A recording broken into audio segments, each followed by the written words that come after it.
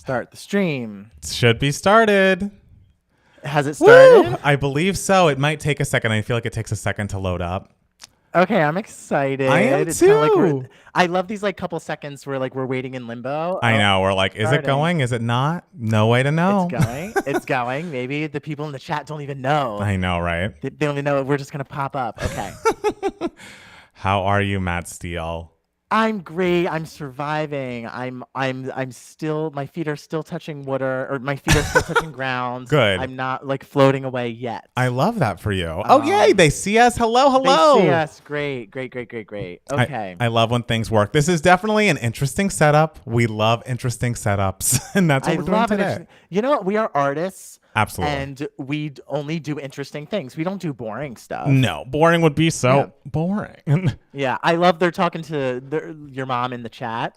Oh. And Austin asked, Mama Palmer, what's your favorite concert you've been to? And your mom's like, any of Matt Palmer's concerts, of course. Followed quickly by Prince is a close second. I mean, that tracks. Hi, wait, who's here? We see Joe, we see Ricky, we see Yazzie, Michael Smith, Jimmy, Jeff, everybody. Everyone on the planet is here. And all the important people.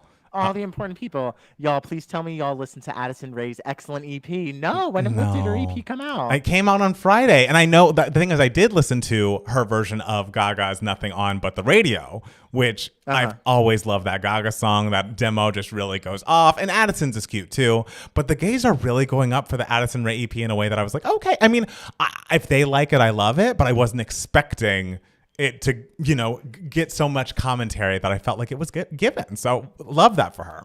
All right. Is Addison Rae going to surprise? I mean, they're saying on here that her EP is great. So do we have to listen to it? I mean, it's an EP, so it's not that many songs. It's an EP. It's not that many songs, but it's also something that leaked a long time ago. Gotcha. An EP that came out. I mean, it didn't really come out, but has been leaked online for a while. And so it seems like she's putting it out just to get it out there, and then is going to be like, okay, now we're ready to put out the full record. So maybe when the full record comes around, things will change. Okay. All right. You know what? We're open to experiencing TikTokers. We are TikTokers to some people. To some, it is true. Oddly enough, I can't imagine thinking of us as TikTokers. But if that's how they found us. We are TikTokers who don't know anything about TikTok. Hey, I know I put up your freaking Olivia Rodrigo reaction TikTok today. Oh, are you? I already did. It had been sitting in my to-do list for so long, and I was like, okay, let me go on and see. I don't go on TikTok, so you could have posted it a week ago, and I never would have known. I do like that you didn't know. I think that makes me pretty happy. Also, Travis is in the kitchen making dinner. Say hi, Travis. Can you hear him? I can hear him lightly. Okay. How's he doing over there? Travis, how you doing over there? He's okay. Ooh, he's putting a scoop of crunchy garlic paste. And he bought a crunchy garlic paste or something. Okay. At the grocery store, and he's really excited to use it. So he's putting a scoop of it into something. I don't know what he's doing. He's the chef out of the two of us. I was gonna say this is very much beyond your. Not to say you're not a chef, but I feel like you have said yourself that you are not the most adept in the kitchen. It's not your favorite thing to do.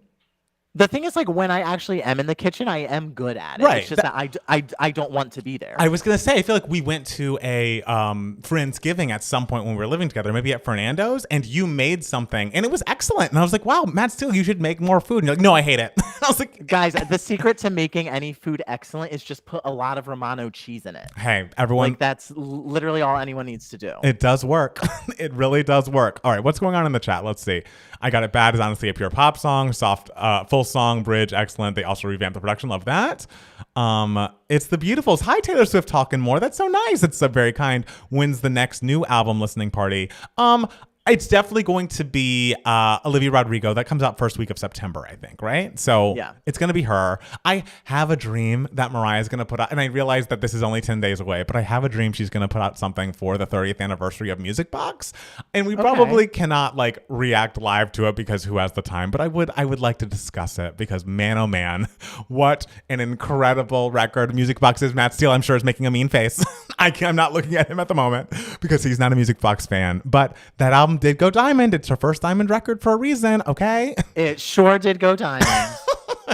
It sure did. And the vocals are perfect. Like, is the issue for you that it just feels the least like her of her albums? Yeah. Okay. Yeah. The issue for Fine. me is it just like, and the thing is like, there's excellent stuff on it. Like, Yes. obviously, we love Dream Lover. Obviously, Hero is a classic. Classic. And obviously, like the vocals are amazing. It's just like it's the most like watered down Mariah Carey. I feel the most like early '90s like adult contemporary pop Mariah Carey, and we all know that that's not what she wanted to do. She wanted to wear bikinis and ride on jet skis and collaborate with rappers. She definitely did, but I feel like there's a very subtle loop on Dream Lover that is a hip hop sample loop, so we love that. And vocally, definitely one of her best. And there are great songs like the title track Music Box, Now That I Know, CNC Music Factory, that last song, And You Don't Remember. Woo! A classic. It's a vocal. I just feel like there's more to the album than just adult contemporary Tom Mottola nonsense. All right? Yeah. Yeah. And like Tyler says in the chat, just because it's more adult contemporary doesn't mean it's bad. And I absolutely agree with that. But Mariah Carey did not want to be an adult contemporary artist. That is true. I just want her to follow her dreams. Absolutely. And that is why I don't revisit Music Box often. It's true. As a whole album. It's true. Eric Irwin wonders how excited we are for 1989 TV. Very. 1989, great album. We're excited to revisit. Oh God, I completely forget. When does that come out? That's October, so that'll be our October one. And also Kylie comes out in September. I don't know if how we want to talk about that, but Kylie comes out in September. There's a lot of good stuff coming out. I guess Q3 and Q4, and I'm excited. Okay. Lauren, hey Matt, I kind of hope you're not going to read my email. My heart. I was just updating. Oh no, don't worry, Lauren. We can skip it. We appreciate the update though. Absolutely. And it was very detailed. Absolutely. It was very fun to read and figure out what was happening. It really was. Yeah, I don't think we were gonna read that out loud just because Well, Matt Steele's in charge of the Email My Heart, so I never know what's gonna happen. It's true. You never know what's gonna come out of my mouth. It's true. It's very true. Can't wait to hear your thoughts on Rachel is now the victim. Oh yes, that is Raquel from Vanderpump Rules is now Rachel again, and she went on Bethany's podcast, and we'll discuss it. I mean, I'm sure Matt Steele will just be listening intently. I'll be nodding and going, oh. And the thing is, I feel like something that the people in the chat and probably a lot of podcast listeners don't want to hear is we did receive an Email My Heart this week that basically requested us to have a reality show section of the podcast, like a standalone section for Matt Steele to discuss Big Brother and for me to discuss Housewives and or Vanderpump. And I realize that's not what a lot of you want, but there are people out there who want it. So I just want to give them a shout out. You know what would be okay? What would be okay? If maybe if like we do have it, but like we time it, and so it's like it cannot go over like 3 minutes or something. That's kind of a fun and so it's kind of like a fun game. It's a fun game. It's like 3 minutes of Big Brother. Can you do it? Can you do it? And I bet you could. And I guess what? I can't do it. I would have to like write it all in my phone and like really just read it off. I believe you could do it. I have a positive outlook on that. I love that Grace is just like, I refuse to learn who Bethany is. Housewives of New York, newly jilted, standing up for Bravo celebrities now because she's not a part of the universe and because she's self-serving. That's Bethany. I remember when I first started living with you in 2012, you were talking about Bethany, Yes. and I was just like, and you were acting like everyone knew who she was, and I was like, no, not quite. It's not like, I mean, now, yes, she is more famous than she was in 2012. But in 2012, you were very much just like, oh, well, Bethany Frankel. Everyone is the business mogul or whatever. And it's like, no, not everyone is as plugged into the Real Housewives verse as you. And I didn't know who she was when I first started living with you. That's fair. But I feel like that was around the time that she really was permeating popular culture. Like she was on The Tonight Show. I remember that being a very big deal at the time. And she sold that Skinny Girl Margarita thing. And the thing is, I hate how much I hate her now because I loved her back in the day. Like I really was so into her. And she's made a lot of choices that I just cannot get behind. Well, what are you gonna do? People are gonna make mistakes. You gotta figure out whether to keep them with you or to let them go. I've let her go. I've made the call there. So I mean, is there anything else? What else is going on in the chat before we get started? Selena, Miley. Oh, sorry. Go on. Jake says, just finished my first weekend of shows and finally getting to watch live after missing the last 3 lives. Oh, hi, Jake. Hi, Jake. Welcome. Are you in a musical for some reason? I remember. No. Is that someone else? Oh, maybe it was Jake who was in the show. There was someone in a musical, and Jake, if that's you, congratulations. And I really, want to know how things are going. Two gay minutes. I do love 2 gay minutes. Two gay minutes is very funny. Michael's very good at naming things. He came up with Chatty Cathy's for our bonus podcasts, and that is stuck. I love it so much. We love Michael. I also love that Austin's like, who are these people asking for this 3-minute bathroom breaks? Pretty hurtful, but you know what? That's fine. Do what you gotta do. Do what you gotta do. That's when you listen to the podcast like at 2 times the speed. Right. It's going great, just vocally tired. That's fair. We will do all the talking for you. Take a vocal rest. Absolutely. Mariah taught us. Yeah, exactly. All right. Should we get to recording? I guess we can get to recording. Okay. Why not? The people have waited long enough. It's true. Ever since the Velvet, just so Dylan has to say, ever since the Velvet Rope listening party, I've been obsessed. Got Till It's Gone, deserved more. Absolutely, it did, and I'm so glad you were there and could see the greatness of that entire album and Got Till It's Gone. And honestly, it was really fun. If anybody is a $10 or up patron in the chat, we got together and all listened to an iconic album, and that iconic album this month was The Velvet Rope by Janet Jackson. And just being able to really interact with everybody who was there and talk about this incredible album and like live through the nostalgia. It was such a fun experience on Thursday. We might talk about that again when the recording starts, but I just wanted to say, I loved it. All right. Are you going to start recording? I'll start recording on my end, and you'll start on yours. All right. My Audacity just quit on me. Hold on a second. Rude. We're going to reopen that. This is what we're talking. Oh no. I hope it doesn't just quit. I hope it doesn't just doesn't quit in the middle of recording. Ooh. This is gonna. You know what? Suck. We're trying to do things. We're trying to do things apart. That would suck. It's not easy to do, and you know what? I didn't want Matt Steele to have to drive over here, even though when we look out the windows at our respective apartments, it looks doable. Who knows what's happening on the freeways between Matt Steele's apartment and mine? I didn't want him to get into that. I will say, since I have sat down at my couch, it has I've heard the rain be a little extra harder than it's been going today. Well, see, there you go. So we made the right decision. Oh, girl, Audacity keeps really quitting on me. Oh gosh. Okay, hold on. Let me see if I can somehow record your audio on my end. Ooh, we love technology dolls, don't we? Okay, hold on. Okay. Yeah, what is going on? Oh no, that's okay. That happens. No, this is terrible. It's okay. We're going to figure it out.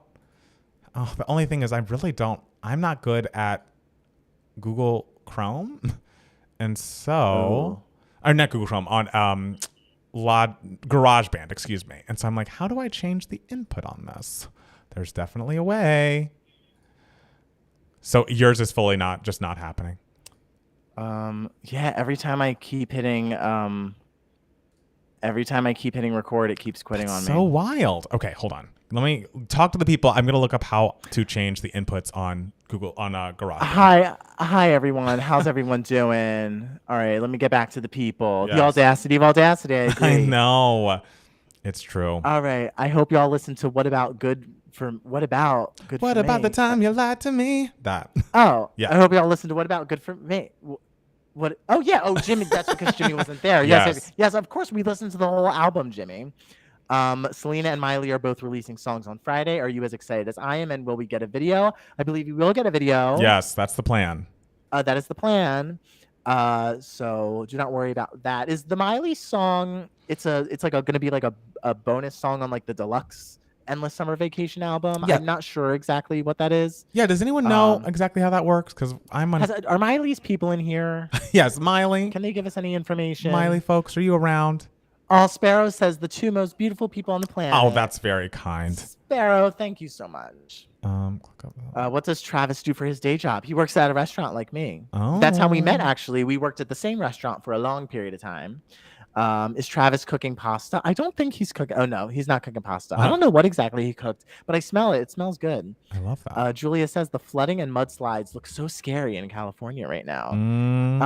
I haven't really been outside today, so I can't I haven't either. I have been inside the entire time. What About is hard to listen to, but so engaging. I agree. I don't know what Miley's doing. It's confusing. Some projects were not saved probably last time. It's really not. It's not opening.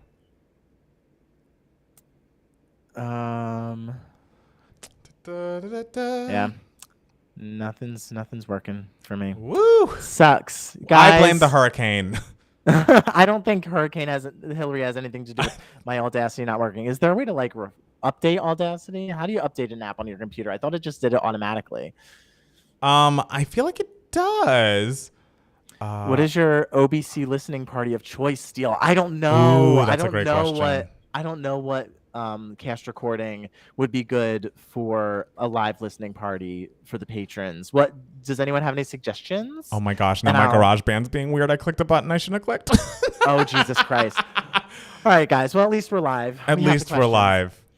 McKenna says, I'm in Eastern Washington, right between the two big fires, but doing okay. I probably won't need to evacuate, but the air quality here has been awful. Oh, I'm sorry. The fires, it's just like insane. Like the days of when there are like fires going. I remember that one time in like 2021 when the fires were going nonstop in California and like the skies were just like bright orange.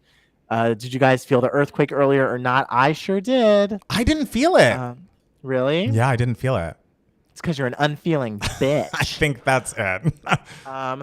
That VH1 Fashion Award performance of What About is also just iconic. Absolutely. So powerful, even while Janet is on her knees most of the time. The last 5 years is an obvious choice, but something experimental would be fun. What do you consider experimental, Michael Good Smith? question. Like Bernarda Alba? What's Bernarda Alba? Oh, I guess you'll find out. I guess so. It's a Michael John LaCusa musical that was off-Broadway. Jimmy says, I'm sure I could give you a few OBCs. Trisha says, Miley, it makes me curious, not confused, but both sound good for a soul. Easy is overrated. Which one's? I think we liked Easy, didn't we? I don't remember. Is Easy the one? Oh, wait. I might be thinking of a song that Demi Lovato did with Miley Cyrus's sister. That's an excellent Easy. That's a great Easy. I think that's my favorite song on, what's it called? The Art of Letting Go. I was about to say Letting Go. Endless Summer Vacation isn't going to age well, in my opinion. Endless Summer Vacation has fun. There's Handstand, which is goofy. There's Muddy Feet. You know, it has those. You've named two songs. And Violet Tendencies is a great song. Hello Again listening party when? I agree. I love Hello Again. I was in Hello Again my junior year of college. I played the writer. Okay. And I had a very sexual scene with a young man. Oh my! In front of my mom. My mom was in the audience for that, and my friend, like, who also knew my mom, was just like, Matt Steele, I can't believe your mom like sat front row and watched you do that. And I was just like, yeah, and she gave me a standing ovation. As she should. I mean, you know what we could do? It might not sound as great as it usually does. We could just record the thing live. I could rip this from the internet and use the audio. It won't be as high quality as we're used to, but we're trying. We're all just trying to do our best, aren't we? Yeah. Yeah, because I don't know that there's much else you can do on your end, and I don't know if there's anything I can really do for us. Lord, what's this going to mean for me recording stuff from now on? I don't know. I mean, after this, we should like test it out and see how it works. But we didn't have like a big long plan of doing this. Oh God. Let me try. I'll try one last thing. You stay right there. Let me try one last thing. Talk to the people if you can. All right. Do a loop back. All right. Yeah, no. Not happening? Oh, well, no, it's not happening. Okay. I'm gonna Steele as the writer makes a lot of sense. Thank you. I was quite good, if I do say so myself. Who's the writer? One of the characters. Okay. It's like a character. There's like 10 characters, and they each have like an archetype. Like there's the whore, there's the soldier, there's the nurse, there's the college student, there's the young wife, the young husband, the young thing, the writer, the actress, and the senator. What does the young thing mean? The young thing is just like a little like Twinkie boy. Oh, okay. Yeah, like essentially like a young sort of sexual object that they're like objectifying. Got it. The premise of the show is like there's 10 scenes, and each one is like a scene involving like a sexual interaction between two people, and it kind of goes down the line. Like it's like first it's the whore and the soldier, and then it's the soldier and the nurse, and then it's the nurse and the college student, and each scene takes place in a different decade. It's very complex. That is complex. There's a lot going on there. Yeah. So like my scene, I had to have sex with the young thing in the 70s, and then I had sex with the actress in the 20s. Oh, wow. A lot of sex happening. A lot of sex. But, you know, me, like everyone just wants to watch that. Sure. I was going to make a reference to a real now celebrity who you may have interacted with and had some nude requests of people in your life, but I don't know if that's public information, so I won't say anything. What? Remember the now celebrity back at NYU who thought that someone you were very close to at the time had said, "Oh, I'm going to be nude in this production," and they had not signed that waiver? Oh, yes. That was a time. A now celebrity. Directed a production that someone I knew was in, and that now celebrity wanted my friend to be nude. And he was like, no. He was like, no, I will not. It was a time. Yeah, it was a time. Okay, so you know what, guys? The sound might not be great on the podcast. Don't hold it against us. We're all doing our best here. But this is Matt Palmer's worst nightmare. It's really not. I feel like since the video is going fine, it'll be fine. Like, it'll be fine. There's a hurricane happening. Like, I know. No one cares. Just know that we're doing our best. There's a hurricane happening. Like, what else? What do you want? Okay. What more do you want from us, guys? Exactly. We're literally giving you content in a state of emergency. Right. Not everybody has that. God. Okay. Right. I mean, I was going to say we can start recording, but I guess we don't have to. Okay, well, here we are. All right, for those of us who are just listening to the podcast, we're having a lot of sound issues because we're both recording remotely because we're also having a lot of weather issues because a hurricane is a coming or has a come. Hurricane Hillary is here, and I blame her for the throwing off of the audio that's happening right now because even though earlier today when we were looking out our windows, it didn't look so bad. I was like, I don't want Matt Steele driving across town. Who knows what the freeways are looking like? Let's just record remotely. Let's do this. We're going to do it live, like Bill O'Reilly said in that awful video. And we are. I think we're going to do it. We want to make it good and sound like the sound's not going to be as good as you're used to. Please don't hold it against us because we're just here to spread the love. We're all doing our best. Is that not the goal of 2023 at this point? Just do your best. That's what's important. Do your best. And sometimes your best might not be good enough, but you know what? If we sound like shit, we're still going to provide you a relatively entertaining show. I love that you're aiming for relatively. I think it'll be very entertaining. I believe in us. Incredibly entertaining. Listen, and if those of you who are watching live, it sounds like crap. Like I don't know, take my top off or something. Okay. Well, Matt Steele will do that. I will not. I think this is a classy party. More easily. You're wearing a button down. It's true, but some things are not for public consumption. I'm sorry. I've learned enough from reality shows that you got to have a firm boundary on what's public and what's private. Matt Palmer, such a tease. I'm nothing if not a tease. Trisha, thank you for that. Oh, thank you so much, Trisha. Do you want to start or do you want me to start? Sure, I will start. Okay. All right. Hey, everybody. Welcome back to another Two Gay Matts podcast. It is Matt Steele. And it's Matt Palmer. And you are not just Matt Palmer this week. You are now to be referred to as Uncle Matt Palmer. That is true. The rumors are true, guys. My brother Daniel and his lovely wife Susan just had their first baby, and his name is Matthew Benjamin Palmer. It is very exciting. It's obviously named a little after me, also after a friend of Daniel's who passed away.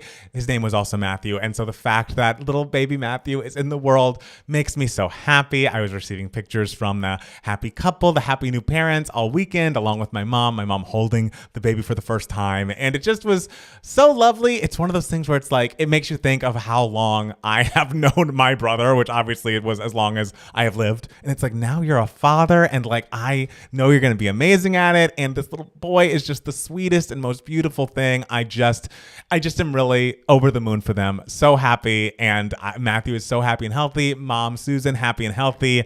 I think it's going to be great. And my mom said the most like grandma thing in the world. She's like, he cries, but only just a little bit, and his cry is so cute. And I'm like, has a non-grandmother ever thought a baby's cry was cute? Like, I don't think so. So yeah, Well, to grandparents, and parents too, like they're like, oh, my child is perfect, but Right. grandparents really are like that. My grandchild is perfect and faultless, and so even that baby's gonna be crying all night, and your mom is just gonna be like, nope, perfect. I love them. I could listen to it all day. I think it must be even more fun to be a grandparent because like you have to do so little as far as like the not fun disciplinarians kind of thing. It's like, oh, I can just send them back to their parents. I can, invite this child over, give them things they want, and then send them on their way, which sounds great to me. Yeah, my mom always used to say, she would always say, always wish I had my grandchildren first because they're more fun. I mean, were you guys more fun, or was it just like she didn't have to do the less fun parts of parenting with you? I mean, I consider myself quite fun. I know, but your mom is so fun. Or was this your dad's mom? This is my mom's mom. Oh, that's the thing. Your mom is so fun. So, I mean, I'm sure you're fun too, but like your mom, amazing. Yeah, but I'm sure my dad's mom would agree that we were very fun as well. I'm sure you were fun. Me and my brother and my cousins, we are all objectively fun. Okay. And I will say, looking at those pictures of that baby is cute. I know. Like that is a beautiful baby. So congratulations to your brother and sister-in-law. Yes. And your sister-in-law is a redhead, right? Yes, she is. Like a strawberry blondish scent, like absolutely she is. Yes. And so I'm kind of like, oh, this is kind of like what the baby would look like, I guess, if like me and you okay, had a let's child. not get crazy. I don't know if that's exactly what the baby would look like if we had a child. I don't know how that would work either. But I hadn't thought about that until now. I'll say that. Guys, stay tuned. You don't need to stay tuned. There will be no follow-up to this. But Matt Steele, I have a question for you. Yeah. How was your week? It was very fine. I truly cannot say I did anything interesting in the slightest. I love that. Yeah, what did you do? Well, over the weekend, I went to Balboa, which is an island in Orange County where Jackson's family always goes and vacations for like a week and a half in the summer. And so I was there over the weekend, and my plan was to get there Friday, like midday, close to the evening time, and then leave Sunday morning. But then as Hurricane Hillary was picking up steam, we were hearing more and more about it. I was like, I am nervous to drive in this weather. I don't know what it's going to be like on Sunday at any point. So maybe it'll be better for all involved if I just go home on Saturday night. So that's what I did. Last night I drove home. It was about an hour drive, and it was like getting to be a little trafficky on the way back here, which was like, I feel like there were a lot of people making the same move, trying to hunker down for Hillary. But then today, at least for the first half of the day, it was very much like the hurricane's here, and outside my window, it looked like it was like drizzling. Like I feel like I realized I don't mean to underestimate it. I know Hurricane Hillary is going to be no joke for a lot of people, but just from my perspective, from my apartment, it looked like, oh, maybe I could have driven home today. But what can one do, Well, but I'm glad you didn't, Yes. I'm sure your mom is very happy you didn't drive in this weather. I know my mom is very happy you didn't drive in this weather. Good. Because she was yelling at me today. She was like, you better not be going to Matt Palmer's today No. to record this podcast. You better be staying in your apartment. So I'm like, yes, mother, don't worry, I'm here. And look at us. Audio issues are among us, but we are apart as we should be. Yeah. It's like when a hurricane happens, it's like one of us has COVID, It's the similar vibe. Yeah, the hurricane is just like a moment of COVID that envelops the two gay Matts world.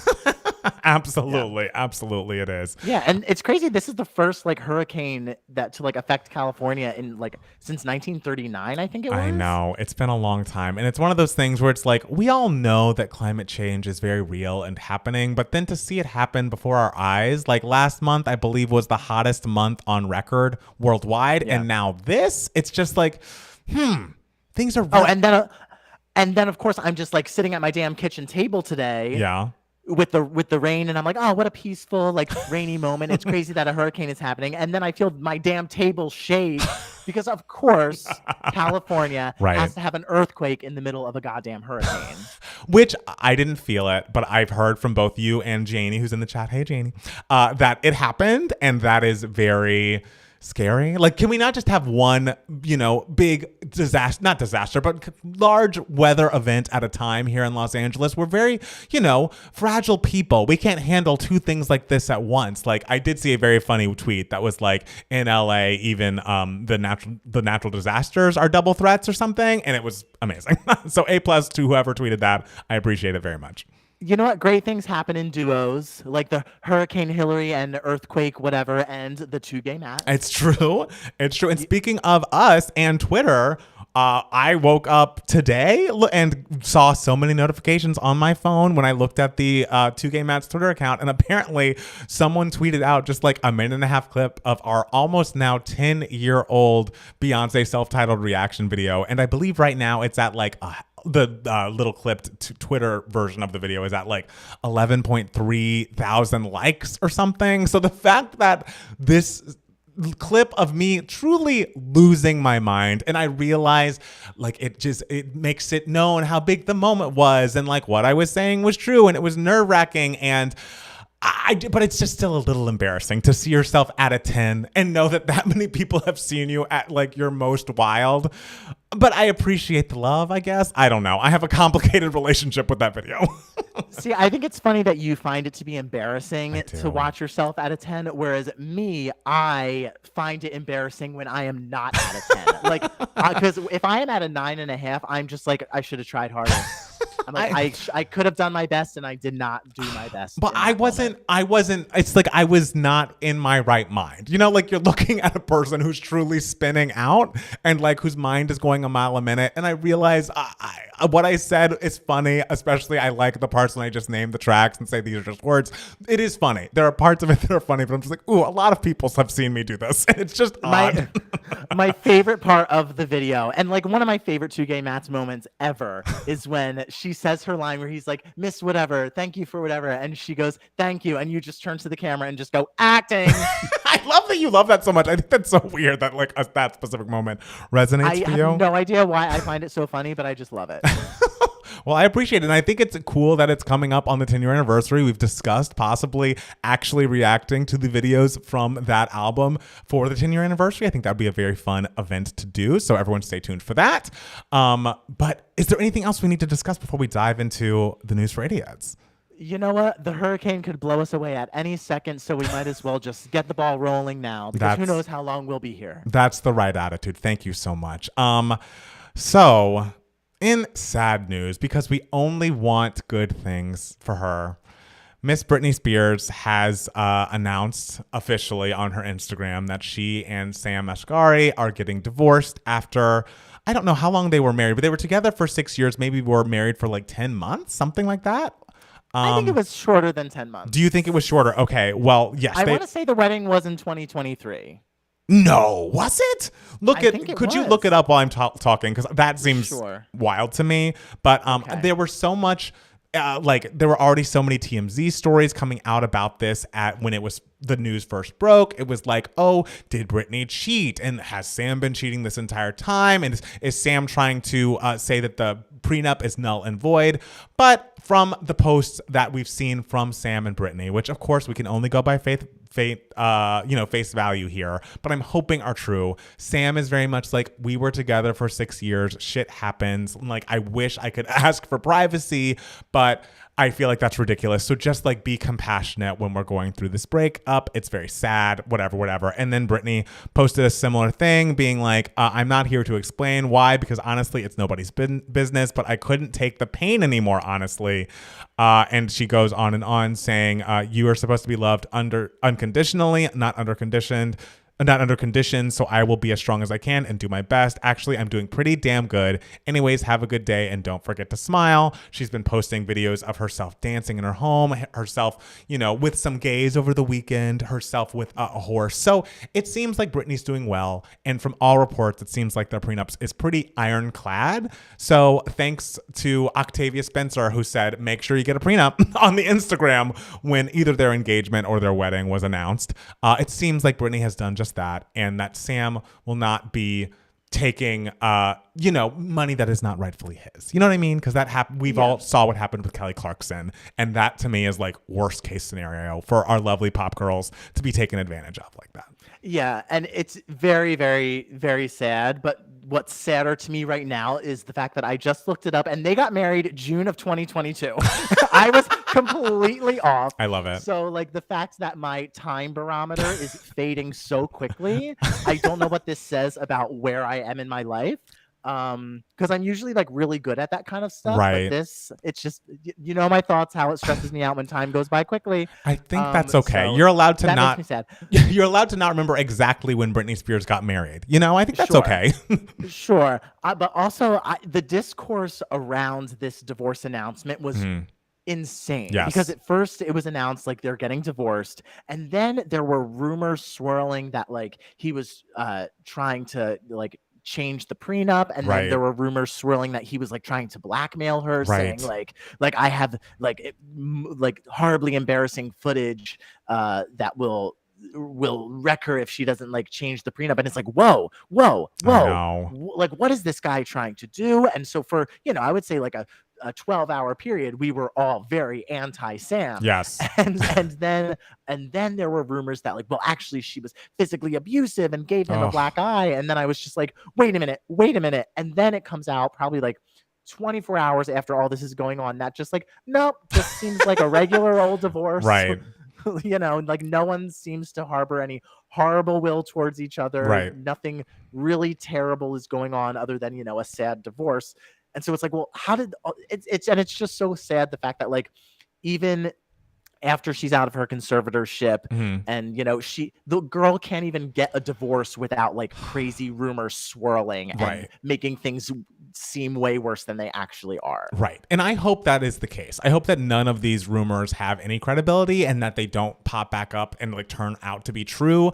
I could see just with Britney gets a divorce, it's very easy to write like this awful thing is going to happen as a result. It seems like a very easy article to write. I am holding out hope that Sam Asghari is not Kevin Federline when it comes to this divorce, and because the way he has treated her even to this day, and like the way he and even the rest of the nuclear family that he has with his wife and the kids, it's just sad. It's just sad because it seems like those kids haven't talked to her in a long time. They've moved to Hawaii. It just, all of it makes me sad. And to have one person, even though he might not be in her life romantically, like I'd love to see someone interact with Britney Spears and not take advantage of her. Like that is what I'd love to see. And maybe this will be the first time that happens for her in a long time. So fingers are crossed. Yeah. Yeah. We'll see. So, okay. Apparently I cannot believe this, but the former NFL player Michael Oher, subject of The Blind Side, petitioned a court on Monday with allegations that Sean and Leanne Toohey never actually adopted him, instead tricking him into signing a document making them his conservators and enriching themselves. I have not looked super far into this story other than to say that the conservatorship is obviously very crazy and very scary. The fact that they have gotten so much money off of selling this story and supposedly have been hoarding it for themselves and their biological children, and telling him that he was adopted and he never fucking was. It just is like the most diabolical, evil shit you could ever hear. And it turns my stomach. It makes me crazy. I hope nothing but like love, light, and happiness. And I hope this man is paid every cent that he should be paid, because the idea that these parents and even their biological kids have been making money off of his story for this long and he's received nothing. I don't care how much money he made in the NFL. Funnel that money to him immediately if this is the case. It's out of control. And when did he find out that he actually wasn't technically adopted? Like, apparently he found out February of 2023. So this year. God, that's so many years of like imagine like being an adult, like a fully functioning adult who had a huge career and then finding out that you thought you were adopted, but yet you weren't. Like that is insane. Girl, I told you from the beginning. I knew you were going to do this. The second I walked out of the theater for The Blind Side, I was like, this was weird. Something about this was weird. I got an icky feeling from this story, and everyone did a lovely job, but I was just like, I got a very weird feeling in how like the movie was told. How it was. I was like, why is this movie focusing on like? Why do I know more about like his tutor than him? Yeah. Like, why are we so focused on the parents and his like a supposed adopted siblings, and his tutor played by Kathy Bates? like why do I know more about these characters than him? Like it feels like even like the movie, it felt like it was just like the whole story. It felt like they were just using this person like for their benefit. It just felt very, very, very weird. I almost, I mean, not to give them any money, of course, but part of me wants to rewatch it with this lens because at the time I enjoyed it and I thought Sandra Bullock did a good job. And I'm like, but knowing all of this, like, would it just not turn my stomach? I feel like it would. I just felt like when I was watching it, Sandra Bullock, I was like, this is every woman in my neighborhood is this person. I thought she did a great job of it, but it all. And I must say to those people, obviously we're all team Michael Oher in this story. In real life, we only want good things for this man and for him to be paid what it deserves to be paid from this story. But also, I must say to the people out there who are like blaming Sandra Bullock or mad at Sandra Bullock, it's like, guys, this woman just lost her partner to ALS and like she's an actress. She was hired to tell a story. Sandra didn't do this. Like, be mad at the real woman and the real family. Like, they're the people who have wronged this person, not Sandra. I feel like the people who were saying that they were mad at her are like either the 11-year-olds on Twitter who don't know how society functions and just want to like spout anything and just gain any sort of clout online, or there are people who are just literally, they just want to troll. Right. Because no one in their right mind okay. who is a fully functioning like person could ever think that Sandra Bullock is at all to blame or guilty of anything in this scenario. She got hired to play a role in a high budget movie and everything, and she, you know, won an Oscar for it and everything because she did a great job. And you know, she had a huge moment in 2009. Like, Sandra Bullock is to blame for none of this. The woman just lost her goddamn husband. Right. Like, stop going after her. I like, know. there is like, stop it. It's not funny. It's not cute. Right. It's just weird. It's weird, and it feels like you don't have proper, like, I don't know, like some things you're not thinking things all the way through if that is where you land on like who's to blame in this story. You're not with us there. So get there and then we'll talk. So I must discuss a little bit of Vanderpump Rules. You know, I've been jealous that Matt Steele's been getting to talk about Big Brother every week since it's been back and Vanderpump's been off the air. But this week things have changed, and truly I wish they hadn't, because Rachel Leviss, which is how Raquel now identifies as Rachel, her birth name, went on to Bethany Frankel's podcast to discuss Scandival in her first interview post that entire thing. And I have to tell you, much like Bethany had not watched Vanderpump Rules before talking to Rachel, which is insane to me. It's like why people go on these podcasts in which the host very proudly says, I don't watch your show and don't get why it's a big deal. It's like, then shut the fuck up. Then why are you talking?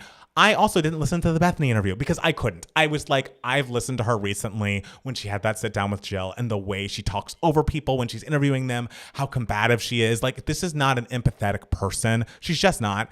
But I did get the bullet points, and apparently Rachel bounces back and forth from seeming remorseful to being like, well, Ariana and I were never really best friends. Like, we were acquaintances who met on the show and then we became friends. It's like, okay, so you were friends but not best friends? You think that means you're allowed to sleep with her boyfriend of a decade? Okay, sure, whatever.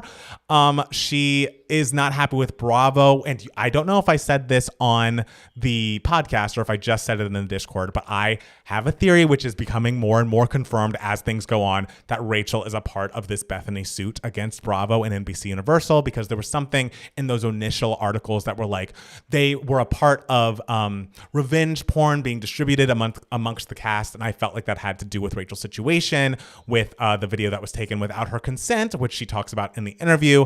Apparently she said to Tom Sandoval when they were filming that Scandival episode, something about, oh, you actually filmed me without consent, XYZ. And as soon as the cameras went down, Tom Sandoval flipped out and told the crew, like, you have to take out what she said there, even if it's true, like, you're trying to ruin me. Rachel says that Tom was then offered a producer credit for season 11 of Vanderpump, and Bravo has said that he wasn't. And so who knows what's true and what's false.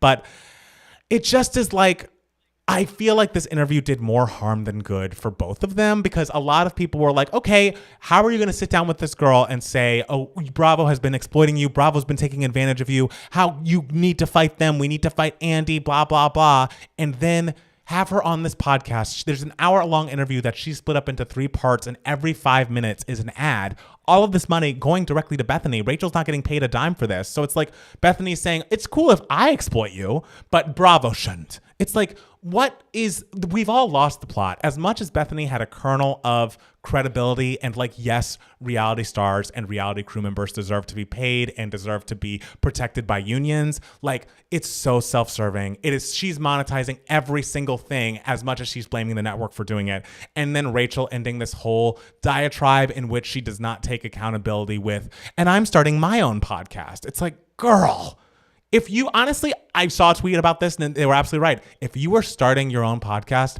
this should have been your first podcast episode. Why did you go to talk to Bethany about this? No one's going to tune in to hear you talk about anything else. So what was the point of this? I don't get it. I don't get it. She might have something interesting to say that's not about her scandal. I don't know. Like, I'd love to hear like what recipes she's trying out. I don't know that you do, because even she said my brand is only I'm the mistress now, and it's like, well, I don't know what to tell you. You painted yourself into that corner. I just worry.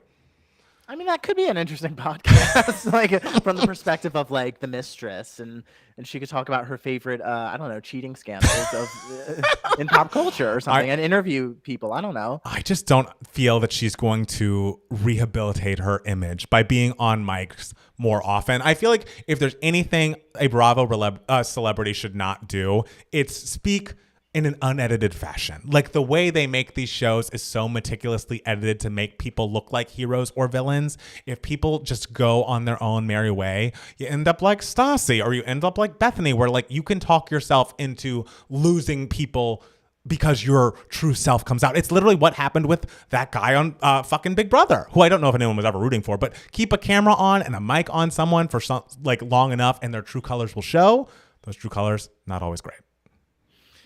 I mean, put a camera on most people, and they'll have some gross colors that show. Hey, but we've had the cameras on us for 10 years, doll, and we're still here.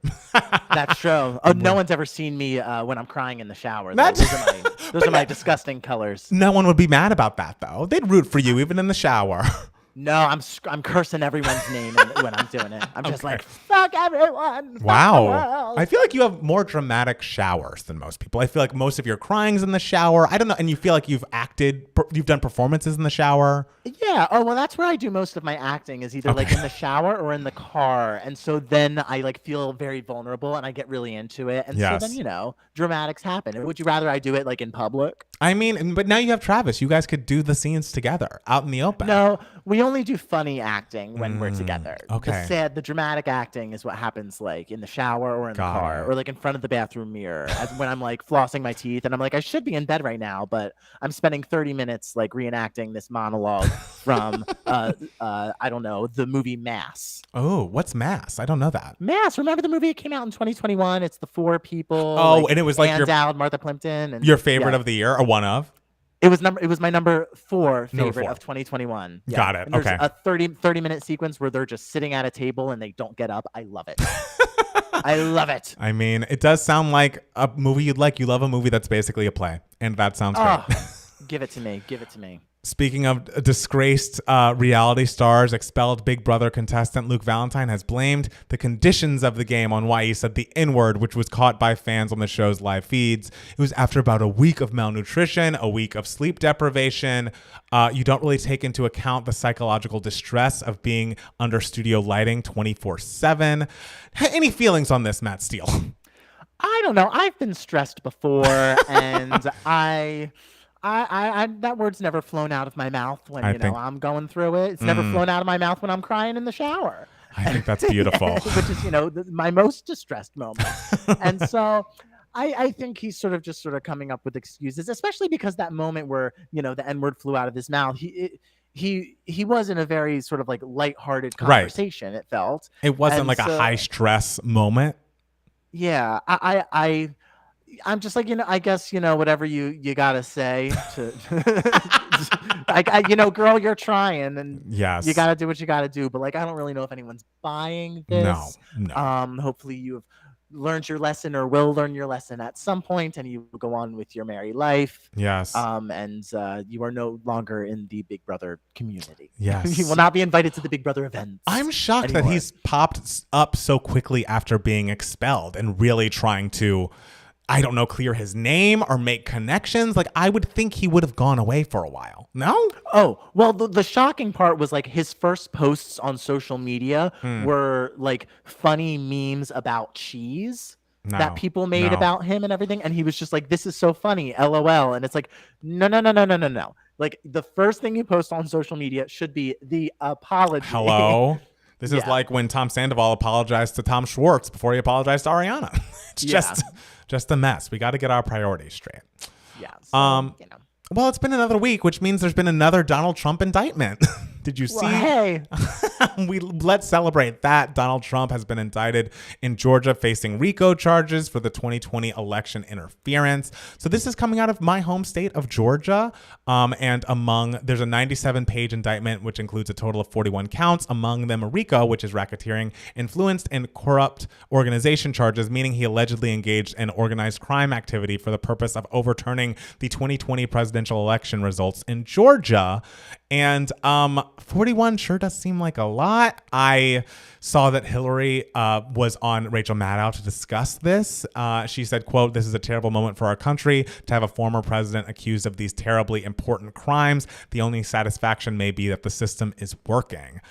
I'm not a lawyer, but from what I understand, this is probably the first of the indictments that like could have a very real consequence, and like he could very really go to jail or prison for this, and that excites me. I gotta say, I want to see this man have a mugshot. I want to see him do a perp walk. Like, this is a person I really truly want the worst for, and if this is the thing that does it, I would love it. And he can't be pardoned for the RICO charges, Jeff reminds us. Yeah, I just think it's so interesting how I truly can't tell you what number indictment this is. It's just I wake up in the morning and it's like, oh, another one. Right. Anyway, because it's become so much at this point. Right. And the fact that like I'm kind of so unfazed by it is very sad, actually. I know. It's like, how did we get here? Good, but the fact that there's so many now, it's just wild. I know. So fingers crossed that this is the one that, pulls them under, because I'd love that for all of us. What do you think the next one's gonna be? I don't know. We'll have to see next week. We'll have to tune in next week. Tune in. It's gonna be something new. Did you see that Kiki Palmer is starring in Usher's new music video for Boyfriend? And I believe it begins with the line, "I heard your boyfriend's looking for me." And this is coming after Kiki Palmer's, I guess, then boyfriend. It seems like they have now broken up, and the father of her baby getting mad at her for essentially like dressing like she's going to a concert and like instead of talking to her privately, posting on the internet like, "You're a mom now, you shouldn't be wearing that," and like being so close to Usher. And so it's like, I love that they have now collaborated so quickly after this happened on a song that's actually very good, and it's also super innocent. Like, it doesn't seem like any sort of, I don't know, it's not like they're in sexual situations with one another, but it's like, yeah, let's capitalize off this because this guy's such a loser. And I just also love the fact that even though we didn't know the breakup happened, apparently it happened essentially as soon as he posted that. And so the fact that Kiki Palmer takes no prisoners in her relationship just gives me more reasons to love her even more. Well, it's wonderful. She dumped him in private, which is how, relationship things, even if you're famous, should play out. That's so weird. What a novel idea, Matt Steele. I know, wild. She took the high road and was just like, you know what? I'm going to have a private discussion with you about this after you publicly shamed me, the mother of your children and the person you're in a relationship with. But of course, the internet of course, the internet is still mad at her. How could she do this? This is basically rubbing it in his face, being in this music video. XYZ, and it's like, please give me a break. The people who are mad about this are probably the same people who are mad about Sandra Bullock. I know. Who are probably mad at Sandra Bullock. It's like, they're not really mad. They just want to be mad on social media. You're absolutely right. The Venn diagram of those people is a circle, and they're not people we need to involve ourselves with. So good for Kiki, good for Usher, and bad for that guy whose name I already have forgotten. So goodbye to him. Who was he? Was he an actor? Was he a singer? I think he acted, and I think he's going to continue to try to act. I really don't know. I couldn't tell you. Well, baby, now the only place he's going to be acting is in his shower. Just like me. We're going to be acting in the same venue. Yes, you and Kiki's ex-boyfriend have that in common. I think that's really beautiful. We should do a show, like a live show, the two of us in the shower. I don't really want you linking up with him. Maybe link up with Kiki instead. That'd be more exciting. I got to do what I got to do to get an audience here. You can't get the audience here at 2K Mats? Hello? Yeah, but like this is if you collaborate with him, then like you get his audience as well. This is how show business works. Girl, who's his audience? It feels like it's small. It's that small Venn diagram. Those are not people I need in my comments. Listen, if it's a small audience, I'll still take that audience. They need to see my shower acting. And everyone does, truly. Did you see that Selena Gomez and Miley Cyrus are both releasing new singles this upcoming Friday, August 25th? Selena's song is called Single Soon, and Miley's is called Used to Be Young. And I'm excited for both. Fuck, used to be young. I'm still young. I know. I feel like that's going to upset, the people that are our age, which is older, I think, than Miley Cyrus, or at least her age. That if she's admitting that she's not young anymore, then it's time for us to hang it up. I don't know. God damn it. The day Miley Cyrus is not young anymore is the day none of us are young anymore. I know. And to me, she's still a kid. And that day is Friday. So we have 5 more days of youth, 5 good weekdays left to be young. So, I hope you take advantage of it this week after the storm passes. I'm going to live him up. I'm going to dance in the hurricane. That'll be really good. That'll be like Gene Kelly. Was he the Singing in the Rain man? He's the Singing in the Rain man. Good job. You're welcome. I'm sure he'd be thrilled about that. Yeah. And also Ariana is celebrating her 15 year. I don't know actually how long the anniversary was from her first album, Yours Truly. It has to be 10 year, right? It's not 15. It's not 15. I realize I got the date wrong for Britney Spears' wedding, but you were way more off than I was for that. I don't say that I'm good with dates. I don't know what happened yesterday. I don't know how old any child is. That's just not my ministry. Every time, Mariah taught me that time's an illusion. So sure. That's all I have. So yes, apparently she is doing live versions of like 5 or 6 songs from that album, including the singles, The Way and Baby I, and I assume Right There. So it'll be interesting to hear what that sounds like. But yeah, it seems like, Friday the 25th of August is going to be a big day for anyone who used to be on Nickelodeon or Disney and now has a pop career, which, I guess is niche, but it's still a big 3 people who fall into that category are releasing things. And I think that's very exciting. Yeah, right. For all them, they're all growing up. Absolutely, aren't we all growing up? Kelly Clarkson, not me, not you, everyone but you. Kelly Clarkson has announced the deluxe version of Chemistry comes out September 22nd. It comes with 5 new bonus tracks. I Won't Give Up, Did You Know, You Don't Make Me Cry, featuring her daughter River Rose, Goodbye and Roses, and I believe it also comes with the live at the Belasco version of Mine, and I think that's on streaming and available now. I was disappointed to see that Skip This Part from the Belasco has still not been released. And it's like, okay, I realize there's got to be a plan to release this concert footage one way or the other, but the people need the Speak This Part live as soon as possible. Like, I realize we've been squawking about it since April, but like truly, if we end the year without this and no Beyonce visuals, what the hell are we going to do? I know. The thing that I want, though, is I want her having to start over again. I want that in the video. It would be insane for them not to include it. Like, the reason people love Kelly is her realness, her emotion. We all saw her singing Piece by Piece on American Idol. They must include the restart. They must. Yeah. All right. So that's coming. And apparently NSYNC is reuniting for one new song in the Trolls soundtrack. So apparently which I mean, I guess I should have guessed because I have seen the trailer for the Trolls movie for some reason like 11 fucking times. Like every time I'm at a theater, I guess when I saw Mario and when I saw Little Mermaid. And I feel like there was one other thing that I saw. I get the Trolls trailer and like, of course, my brain turns off because I'm not watching that shit. But the whole storyline is apparently, I'm, all of my brothers, our brothers were in a band and we haven't talked in a long time, but we're getting the band back together. And apparently the Trolls song that they're doing as a group is actually a new NSYNC song. And to that I say, I hope JC sings lead. I want him to sing. I want him to open the song. I want his ad libs. Justin can have like the pre-chorus or something, but we need JC on the mic because we've had a lot of Justin, right? We need more JC.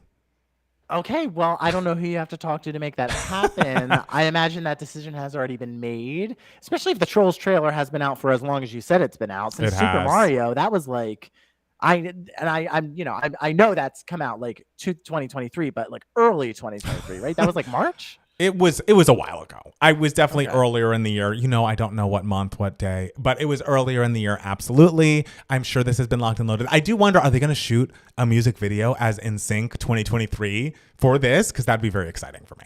If they were smart, they would. Right? Like, people would watch that. People want the nostalgia. And if Justin just admitted to himself that like the solo career has done what it's going to do, they should have a tour. They need a residency in Vegas. Like, this is the new way to make money as a legacy act who was like a boy band, is like people want to see you live. Like, you could charge crazy prices for an NSYNC show with all 5 of them and people would go. Yeah, guys, millennials are buying tickets. Exactly, because we're not having babies and we're not, buying property. We're buying nostalgic concert tickets. This is the time.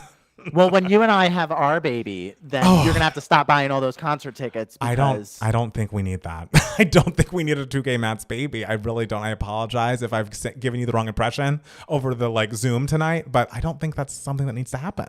But imagine how many people would tune into that live stream of the live birth when I am sitting there with my legs in the stirrup. Remember when we were talking about things that were for the public and things that for private? You think you giving birth, which I have a lot of questions about that, is something for public consumption? Do you?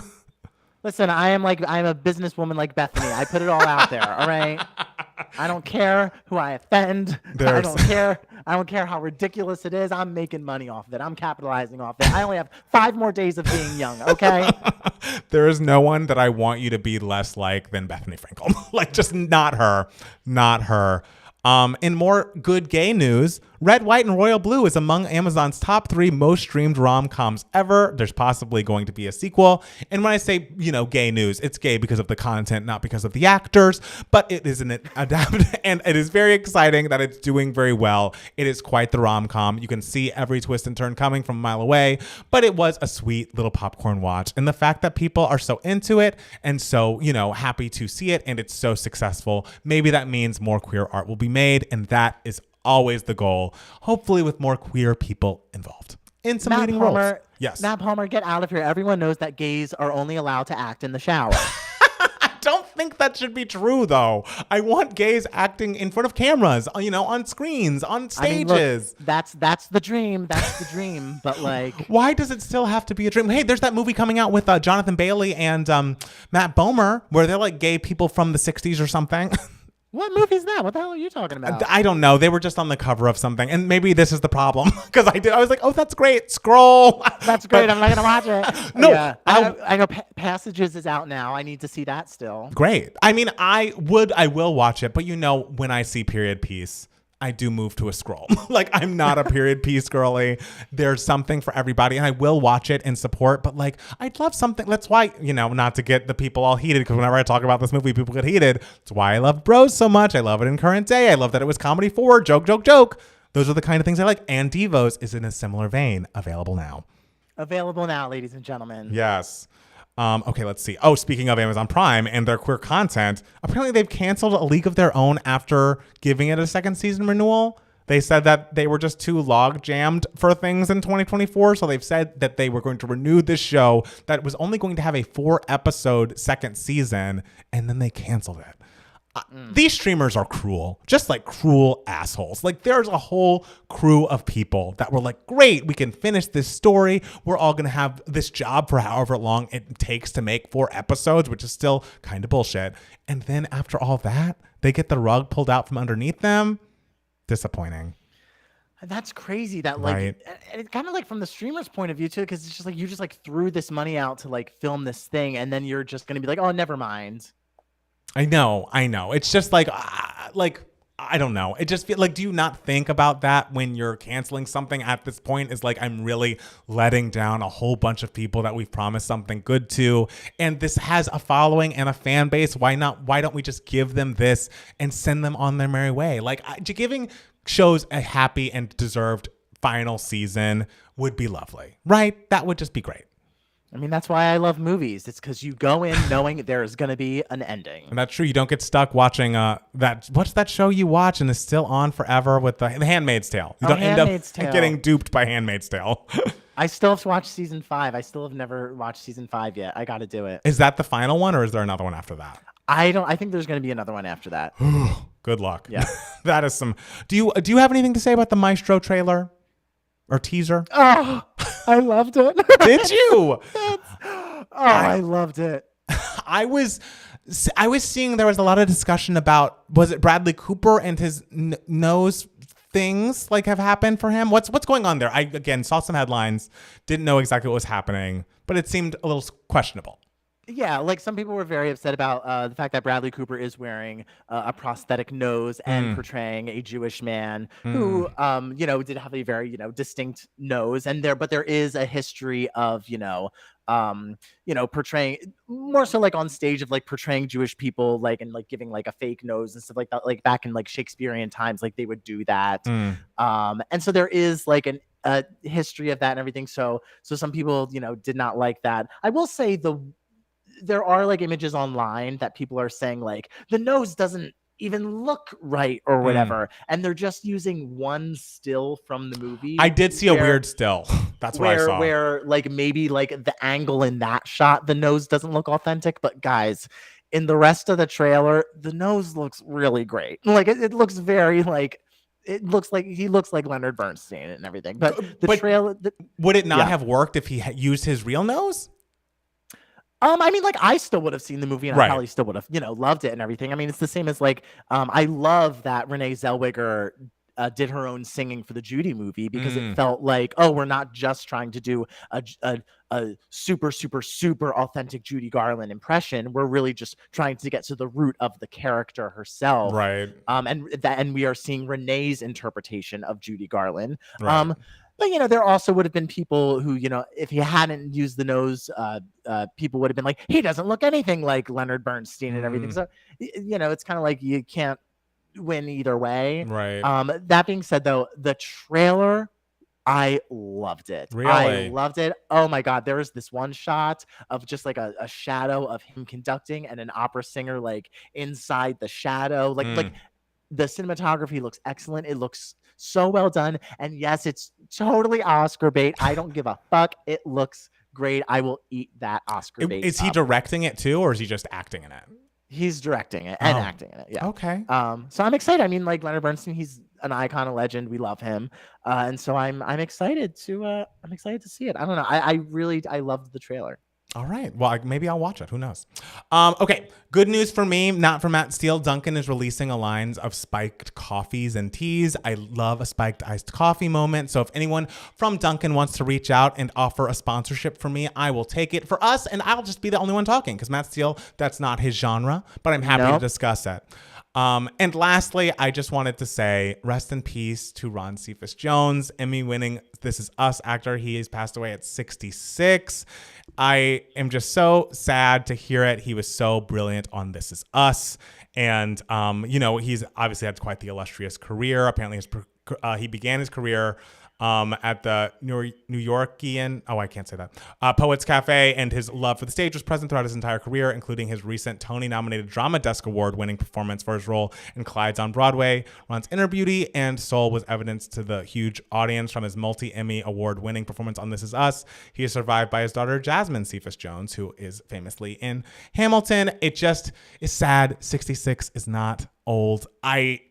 He was so brilliant on This Is Us, and I'm sure he's done a lot of other great work, but I was just sad to see that headline because I loved him on that show. So I recommend we all rewatch it in his honor. Matt Steele. Yeah. Is there any other news for idiots that you'd like to share with the people? I don't think so, guys. We're still here. We haven't gotten blown away yet. I love that for us. And we're going to take a quick break and be back with more. I lost Matt Palmer, guys. Okay, let's see. Can you hear me now? Well, we'll be back with more Two Gay Mats, the podcast. Can you all see me? Am I still here? Yeah, you're still here. Say in the chat if you can see me or if you can see Matt Palmer. Oh, God. Let me try it back.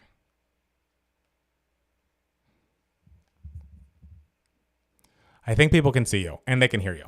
Can people see me and hear me? Can you hear me? I can hear you now. What happened? Right. I think my phone closed Teams. Sorry. Oh, sucks. I know. It really sucks. Let it be known that it is not my fault. Well, no, actually, they could hear me the whole time. So they said they can hear me too? Yeah, they could hear you too. But it was just like you sounded a little crazy. because I couldn't hear you. Yeah, that's okay. But it was your phone's fault. It was my phone's fault. You're the father of your phone, so that sounds like a parental issue on your part. Okay, sure. I'll Jimmy says the train episode of This Is Us just got so much sadder. It is a sad episode already. How's the storm? I mean, it's still good. I kind of am hearing it in the background, but I'm so focused on Matt Steele. I know. We're focused on our art, guys. We can't worry about like weather. I know. It's true. Hey, everyone. Wait, we're in different locations tonight. Yes, we don't want anyone driving in the storm. We don't want Matt Steele driving in the storm. And so we're all here together over the internet. Okay, Steele, I am proud of you for being a diligent flosser. Absolutely. Yes, we love flossing. Both Every of night, us. baby. Take it easy on Steele. He's almost pregnant. I know. I don't think almost pregnant's a thing, especially not a thing that a man can be. Steele is almost full term. Oh my goodness. Guys, I feel it kicking. Oh my gosh. What's going on? This is what happens when we're apart. Things really go off the rails. I'm gonna be like Mariah when she was pregnant and then just like lay down all the time. Entire time. I should do the rest of this live stream laying down. I mean, I would love you. I'm gonna see what I look like this. That would be really, really beautiful, and I think the people need it. I kind of should. Why not? People get a kick out of it. I'm trying to think. Okay, because we have some email my hearts this week. We have a ton. We got like 1 million email my hearts in like the last day. Right, and they're all not all, but a lot of them are a little wild. A lot of them are wild, and so everyone buckle up because that's going to be something. Yeah. All right. Okay. Yeah, I'm gonna look at. I guess Matt Palmer vamp, and I guess I'll choose which email my hearts we should do. Yeah, choose the ones. Okay. Oh, I read one that's weird. So if Grace sees one that's weird, you could probably mute that person. Let the rain fall down and wake my dreams. There's a lot of Hillary Duff, Hillary Hurricane chat. Whitney or Diana Ross, who's the better singer and diva? Definitely easily Whitney. Whitney's obviously the better singer. They're both great divas. We love them both. Yeah. OMG, Steele, congrats. People are congratulating you about the baby that you don't have in your stomach. Thank you so much. Thank you so much. I will be accepting gifts and Venmo money.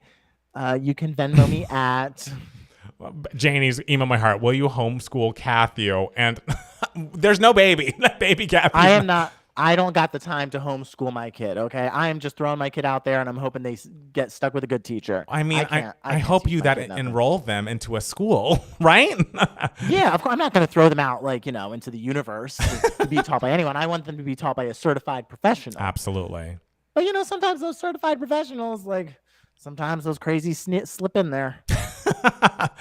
Oh, my gosh. Steele looks like he wants to be painted by one of the French girls, I love that. Thank you. I am doing my best Kate Winslet. I think you're legally obligated to blast Come Clean all night when the hurricane is named Hillary. And you know what? That's something to do after this. Patreon exclusive baby shower. Guys, I don't engage with this. We need to drop this as soon as we can. It's nice because my friend Lauren, she's pregnant and she was supposed to have her baby shower today, and it had to get the restaurant where she was having it at was like, hey, so we're not going to be open because of the hurricane, so they had to change it to October 8th. Oh, okay. Yeah. So now we're just switching it to my baby shower. Okay. Well, I don't know that we need a shower for a baby that's not coming. Stop denying it. Janie says, I'm not denying. I'm trying to spread truth. I could have a baby at some point. So if people want to get a head start on giving me gifts now. I love that you're just asking for people to buy you gifts when there's no baby. You're not going to have a baby. Sure. Who doesn't love gifts? Even if it's just a box of diapers, I don't got nothing. I have no use for that, but still, it's nice to be thought of. Where would you even put it in your apartment, though? Oh God, I don't know. I have no more closet space. But you have a lot of storage in that bathroom cutout nook thing. Have you filled all that up? I do. I haven't. No. Oh, okay, good. I was gonna say how. Yeah. I never could. Yeah, that's where the baby's gonna sleep. in one of those little cabinets. Steele is milking this pregnancy. It's true. Problematic. All right. I think because we got a bunch of emails. Have you picked the ones you like? Yeah, I mean, I like all of them. Well, there are some that are a little more timely, like we should answer this week. Perfect. Yes. So let's do that. Okay. Well, I was gonna say maybe we could start recording, but I guess we don't need to. I guess we're already recording. We are. Okay, so now since we're already recording still, sort of ish. Matt Palmer, do you want to give a commercial? I do want to give a commercial. Guys, thank you so much for listening or watching the podcast. Make sure you go to Apple Podcasts or Spotify and leave us a 5-star rating or review. It would mean a lot to us. It helps so many more people find the podcast, and we just want as many people to hear this thing as possible. And if you really love us, make sure to go to patreon.com/2gaymats. We have been pumping out the bonus content for $5 people and $10 folk. And even above that, you get to request a reaction or review if you're $15 or higher per month. But we did just have a very fun listening party for the $10 plus patrons in which we listened to Janet Jackson's The Velvet Rope in full, and we laughed, we cried, we enjoyed every second of that iconic album. But you'll get a lot of bonus videos from us, even if you're just on the $5 tier. So we'd love to see you there, love to chat with you on the Discord. Give it a watch, give it a listen, join us. Give it a watch. And I am also accepting baby gifts, as we talked about during the break. I don't know why. There's no baby, but yes. But for right now, we are on to Email My Heart, which is the section of the podcast where we answer any questions that you guys might have. You can be a part of Email My Heart if you email us at 2gaymats@gmail.com. 2 is spelled TWO. And we got a lot of Email My Hearts this week. I love that. I'm gonna do 3, and I'm gonna save the others for next week or whenever. And so the first one. I'm gonna just do it because I guarantee you the subject line sent a chill down Matt Palmer's spine when he read it. And it's from the wonderful Lily. And Lily says, Big Brother segment. It really did. You're absolutely right. I'm sure everyone just turned the podcast off right now and they were just like, oh, no. It says, hi, Matt Steele. This email is for you. I was wondering if you could add a short segment to your podcast each week to give us an update on the most important events that happen week to week on this season's of Big Brother. Unfortunately, I don't have 3 hours plus for more live feeds to dedicate to the show, as I have quite a few other shows I prefer, but do love your segments these past few weeks where you give updates. Of course, I could just read articles, but your enthusiasm for the show is so pure and fun to watch, so I was hoping you could do this, assuming you two would enjoy it. Matt Palmer, I am also requesting you do this with Vanderpump Rules when that returns as well. I really enjoyed your recaps and monologues dedicated to last season of Vanderpump. Basically, just asking for a short little segment of the podcast where you discuss weekly updates of the reality TV shows y'all are watching. Thank you for considering my request. This podcast brings me so much joy, and yes, I did give a perfect 5-star review on Apple Podcasts. Thank you so much, Lily. Thank you so much, Lily. We sort of discussed this idea when we went on the live, and the people in the live, I believe it was Michael in the live chat, who was just like, oh, it should be called 2 Gay Minutes. Because I had the idea of like, okay, we're like, we each talk about something that like we know the other one doesn't really care much about. and we give it's sort of like a game where we only have 2 minutes. 2 minutes where we have to spout out as much information as we possibly can. And then once we hit the 2-minute mark, we're done. And so it could be sort of like a challenge. So I'm open to the idea if Matt Palmer is. I am similarly open to it. So we'll have to see next week how this nets out, because we're apart right now. We can't really implement this live on the podcast. But next week, stay tuned for 2 Gay Minutes, because it might be coming. Yeah, and since I don't really have a Giving Me Moments, I guess this gives me incentive to talk about that during Big Brother stuff during my Giving Me Moments this week, because it was another crazy week. So I'll talk about Big Brother and Giving Me Moments, I guess. Can't wait to hear that. All right, I know you can't wait to hear it, baby. I know you are so excited.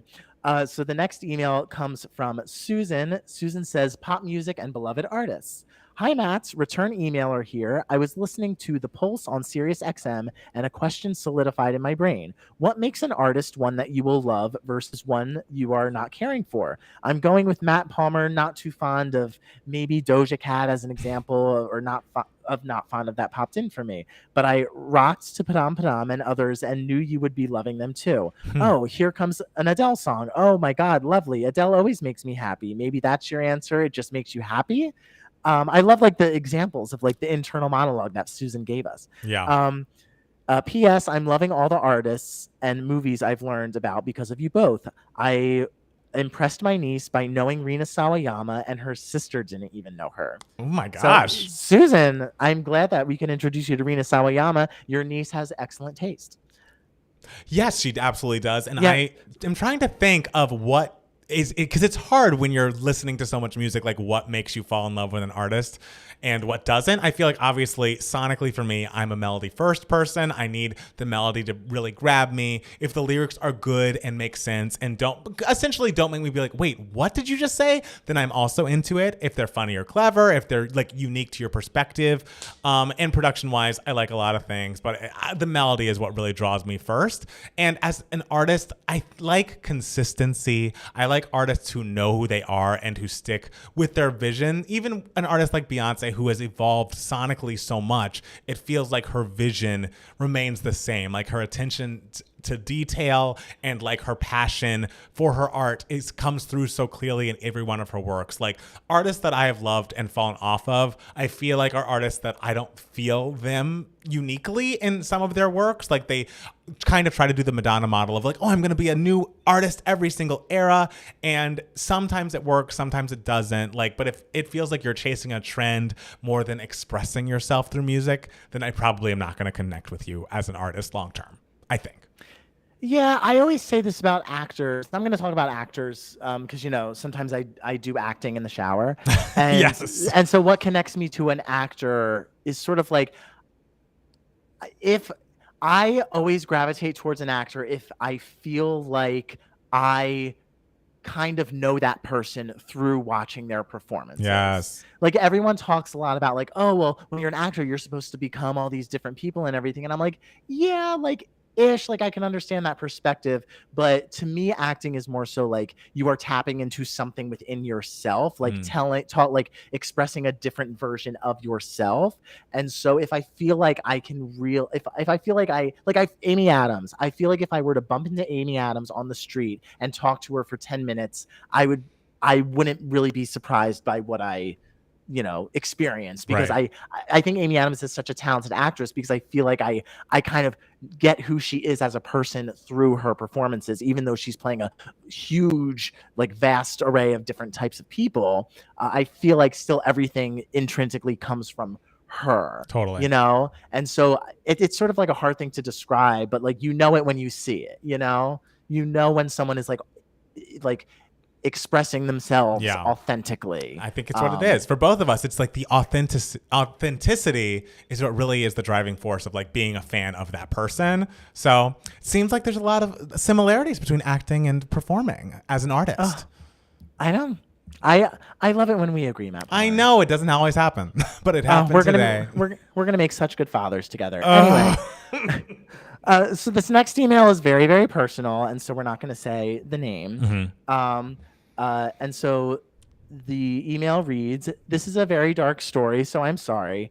My dad had an affair with my mom like 8 years ago. Since then, we've seen him once, and it was at my grandmother's funeral, and he completely ignored us. He passed away this Tuesday via his new wife's instructions through my grandfather. She would like for us not to attend.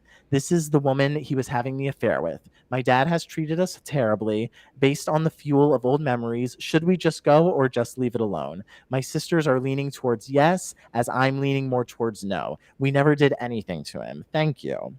First of all, I am so sorry for your loss, even though you were estranged from your father. Still, that's such a hard thing to experience, especially, because you didn't get to see him in his last year. So I'm really, really sorry for your loss and for your family's loss. This is very, very hard. I mean, I am always one to be like, no, like, even if things might be tough, try your best to make amends with your family, try to see your family and everything. However, because of the setting of this, like because it's a funeral and it's already a location that is filled with a lot of emotion, I don't know if it would be the best thing to just show up and to create tension in an already like upsetting environment. I would say, because I wouldn't even know like what I would want to do in this situation. I would say talk to your grandfather, because this person heard that the new wife did not want them at the funeral through their grandfather. I would say talk to your grandfather and if you do maybe want to, or if your sister, I believe you said your sisters want to go, maybe your sisters can talk to your grandfather and try to see if your grandfather can vouch for them that they should be allowed to go to this funeral, if they do, really want to go. If you don't want to go, then you absolutely don't have to. But if your Right. sisters want to go, then I would suggest to them to reach out to your grandfather and see if your grandfather can vouch for them, because I think your grandfather should stand up for all of you because you are, his grandchildren. Right. Yeah. To me, I feel Yeah. like it's being said, Janie in the chat is saying that there's no right or wrong way to handle the situation. And we hope that you give yourself grace. And I cannot agree with that more. I feel like at this point, you have to prioritize what's going to make yourself feel good and feel like at peace, because grief is always complex, but I think your situation specifically is an added layer of complexity around your grief. And so there are no wrong answers here. If you feel like going and paying your respects, and if there's a way to have it not turn into a scene, ideally, if you think that's good for you, then that's the choice you have to make. If you would rather find your own way of, celebrating his life or commemorating him, that is also completely your decision. I think it's important that you put your wants and needs first here over even, members of your family that you are estranged from. It's about next steps for you and how you process this in the healthiest way. And only you can really make that choice. But just know that anyone's judgment of what you choose to do is, in my opinion, not valid. You get to make the choice for yourself. You've been dealt a pretty tough hand, and however you choose to deal with it, I believe your gut will tell you the right way and will tell you what's going to bring you the most solace at the end of the day. And that's what you need to be prioritizing over the wants and needs of people who are not seemingly in your life on a regular basis. So it's really your decision, and you've got to do what's best for you. Yeah, I agree, to emphasize, there is no right or wrong answer. Yeah, I agree. I'm just sorry to hear it. I know that this is so hard, but we believe you're going to make it through. We are very much on your side and only want good things for you. And so know that you have a whole world of people that only want good things for you. And that should be your priority as well. Yeah, I agree. All right. Okay. Was that the last one? That was the last one. Oh, yeah, I'm my gonna save the rest. I'm gonna save the rest for next week. Got it. So Matt Steele. Yeah. Do you want to try 2 gay minutes? Oh Lord, in 2 minutes? I don't know if I can do 2 minutes. I know. Well, this is giving me moments. So this is giving me moments. Hours. I mean, it's giving me moments. Okay, sure. I won't start the timer, but just know that I could. Just know you can close the laptop whenever you decide to do so.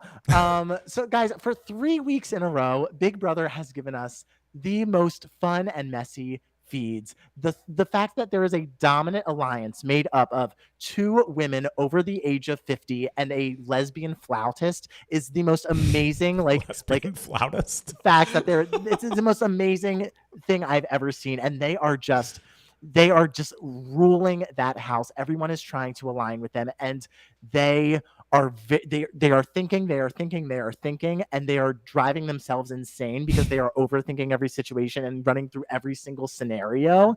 And like 1 second they're like, okay, we're definitely doing this, and then an hour later they'll completely flip that idea on its head and just go with, they're like, we have to do this completely other idea, but in that hour, they already have convinced the entire house that they need to do this one thing. And so when they change their minds, they have to reconvince the rest of the house that no, we need to change it. It's so messy. It's so chaotic.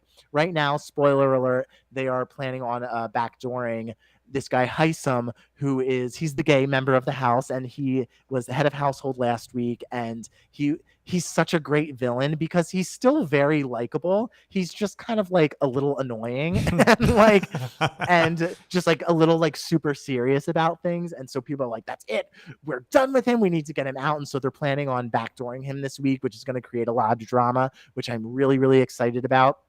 The funniest thing about this week, though, is there is a young man named Corey he's like the little nerdy archetype in the house because he's a huge Big Brother super fan, and he was essentially telling Suri, who is the famous Survivor contestant, he was essentially telling her like, okay, yeah, so there are, there's two dominant alliances, like two dominant sides of the house, and he's like, but it's sort of, I'm having conversations with a bunch of people who feel like they're in the middle, and it's really funny, um, and he made a joke saying like, oh, there's basically an alliance called the Middlemen, which involves like Bowie and like Red and listing these names, and also me. And he was completely joking. There is no alliance called the Middlemen, but also there is a woman in the house who goes by Mimi. Her name is Cole, but everyone calls her Mimi.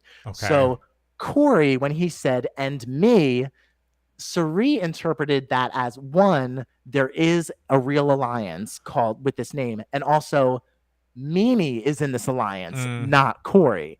And so immediately Suri was just like, oh my God, we have to go after Mimi because she is in this alliance called the Middlemen.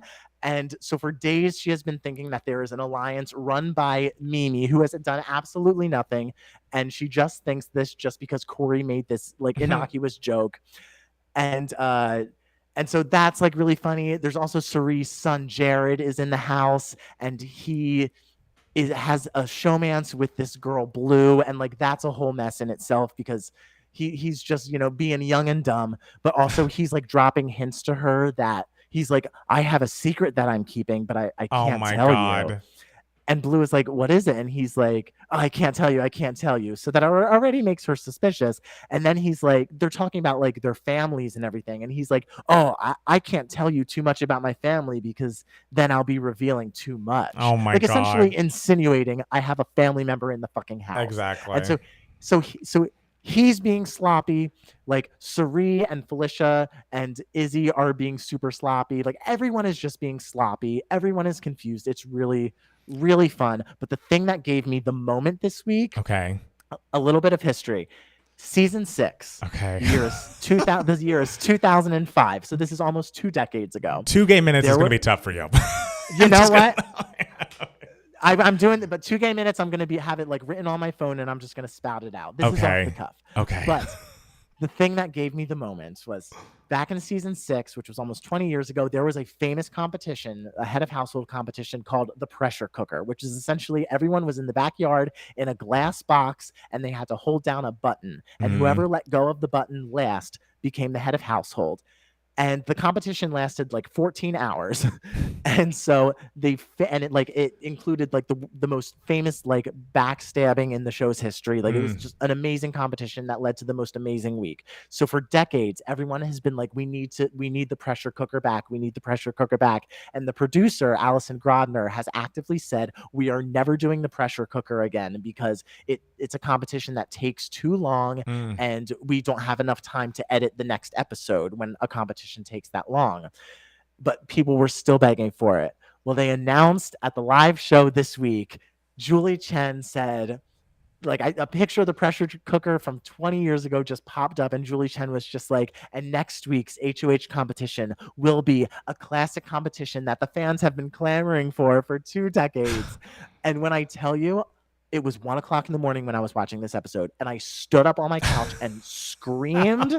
I was so excited, and I realized it's the stupidest thing to get excited about, but I was thrilled. I was so thrilled. I can't wait to turn on those live feeds and watch them standing there in a glass house holding down a damn button. And how long is this going to take? Like, how long is the game? I have no clue. I guarantee you there will be more. It's basically a who wants it more competition. Right. So they could be in there forever. But I guarantee you there will be more obstacles in there that will prevent it from being 14 hours again. So it probably won't be as good as it was 20 years ago, but whatever. I'm still very excited for it. Well, I'm excited for that to happen for you. I'm sad for your neighbors that you screamed at 1 a.m. in your apartment, but hopefully they didn't hear that. They will get over it. And I feel like luckily for all involved, I don't have a big give me moments this week. I haven't done any, I haven't really consumed enough content to really discuss it. I can say I've begun the new season of Only Murders in the Building, and I'm excited about that. I did fall asleep during the latest episode in which Meryl, spoiler alert, sings at a point, I believe, but that was because we were watching it and I was in bed and it was like already midnight, and so that's when one tends to doze off. So I will watch it, but I am enjoying the episode so far. Excited for that. I also played another Sonic game, Sonic Mania, which I had already beaten before, but I wanted to replay it, and replaying it was so fun. It's like a 2D scroller. It's not trying to be anything too fancy. It's essentially like an updated version of like the Sonic games we grew up with that were on the Genesis, a side scroller, and Sonic is just great and brings me a lot of joy. And also, I just wanted to give a shout out to the $10 patrons again and above. We listened to that Velvet Rope album all together, and it just was so fun revisiting the album with a bunch of people, listening to these songs that are so incredibly excellent and ahead of their time, and also just like introducing the album to some people who had never even heard it before. I'm telling you, the Patreon's the place to be. It's a lot of fun over there, and that was the first iconic album listening party that we had done that was patron only, and I can't wait to do it again in a couple of months. So I know, and if you want to have a say in what the next live like listening party for an iconic album is, yes, you can vote. You can vote. There will be a vote. We haven't decided on the finalists for the next round of that, but it's going to happen. So everyone, watch your P's and Q's, watch your Patreon app, because the poll's going to be up sooner than you know it. Yeah, and don't worry, they're all going to be iconic albums. Of course. So of course, we're not going to. We did joke around saying like we should have a list of like really really terrible albums and do a listening party of like really awful albums for one of the rounds. Right, but who would be really fun? Who is that fun for though? Like truly. I don't know. I think it would be fun to listen to the entirety of like Miley Cyrus and her dead pets with a group of friends. I don't need it. But guys, this has been so incredibly fun. I'm so glad we made this work despite the audio issues, despite being apart, but despite Hurricane Hillary trying to thwart us, we made it through the rain. Reference. So Matt Steele, is there anything else you need to tell the people before we sign off the podcast? I don't think so. We got to go. I'm very tired because I'm very pregnant right now. Okay. Well, he's not. But thank you guys so much for listening and watching. We'll be back next week with more 2K Mats, the podcast. Bye. Bye. All right, great. Okay, great. We did it. I can't believe that happened. I can't believe good it work, worked. Everyone. I hope it sounds good when we do it. When we upload it to the podcast, it's not going to sound as good as possible, but I think it'll sound pretty good. I do. It'll sound, you know what? People will listen to it. Absolutely, I think. Y'all think Bionic is awful, so Bionic listening party confirmed. Oh, Lord. Dylan loved it. Got till it's gone together again every time. Free Zone special, all classics. Yes, every time and special. We had a vote on which of these two like treacly ballads on the album should have stayed because Matt Steele doesn't like Every Time. I love it, but I love them both. But Matt Steele was definitely more pro special. I'm team special. I'm team special.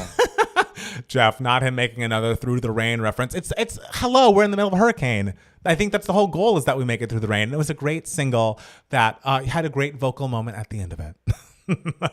And nevertheless, we persisted. It's true. We persisted. Thank you. Oh my gosh. Good night, Carol. Bye, Carol. Janie says, can we listen to the Meow Mix ad? I mean, I've yet to hear it. I don't know that I need to. I'll listen to the new NSYNC song that's in the Trolls movie. I think that's pretty good. That's pretty good for me. Yeah. I am Sasha Fierce listening party coming in. Ave Maria live react. Oh God. Well, this week, should we probably do our I Am Sasha Fierce review this week? We could. We have a lot of videos planned on Thursday, though. There's a lot of videos planned on Thursday. It's true, because there's like a lot of, I don't know, there's a lot of songs coming out. So we have to react to them. So there's a lot of songs. There was like the one another bracket video you wanted to do. Absolutely. So I might also another reaction video that we will have to do at some point. Which one? The one that we were reached out about. Oh, right. I forgot about that. Lord. Okay. I'll get to your house pretty early this week. So tell me when you are off work and cleaned up, and I will be there. Because we got a lot to do.